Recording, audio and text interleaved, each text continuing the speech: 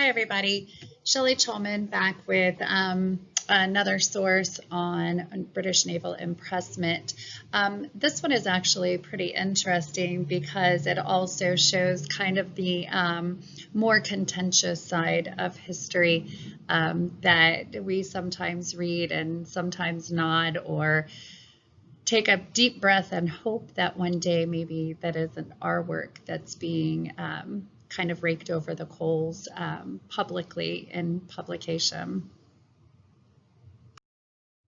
So this particular work is by Nicholas Rogers, and the point of it was to respond to a recently published, and by recent I mean in 2018, by a recently published work by J. Ross Dancy.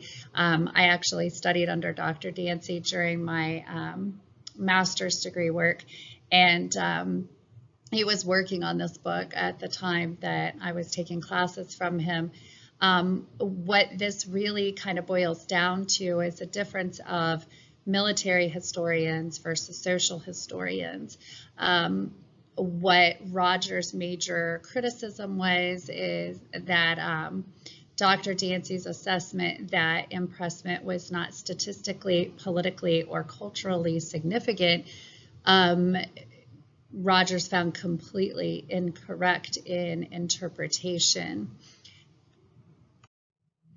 This is something that I've actually talked about before as military historians versus social historians in terms of impressment.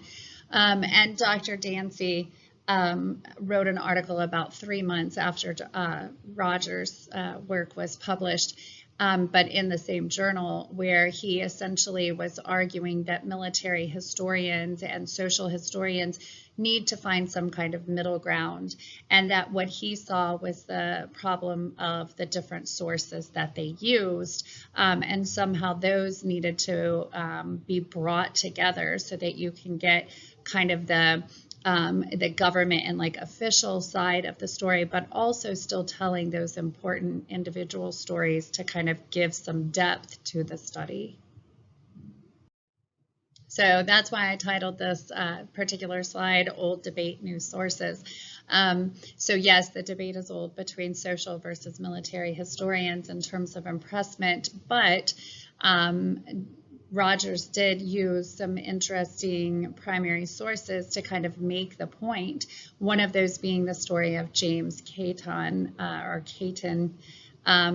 who was taken from the Bristol Exchange. He was owned several ships himself and was well known locally. He was with different friends when he was taken, and yet still he was taken from a group of men, transferred over to one location, and then found himself on a pressing tender within the matter of several hours. It actually took his friends several days to get him free, and they had to travel to London to get a magistrate to sign a writ that went to the Admiralty. So ultimately his friends were able to secure his freedom. But if that pressing tender had been able to leave and was no longer in port whenever they were able to get that writ signed, who knows when they would have ever seen their friend again. And all because of the assumption that impressment was something that was legal. So it just gives a personal side of the story rather than looking at it from the military perspective.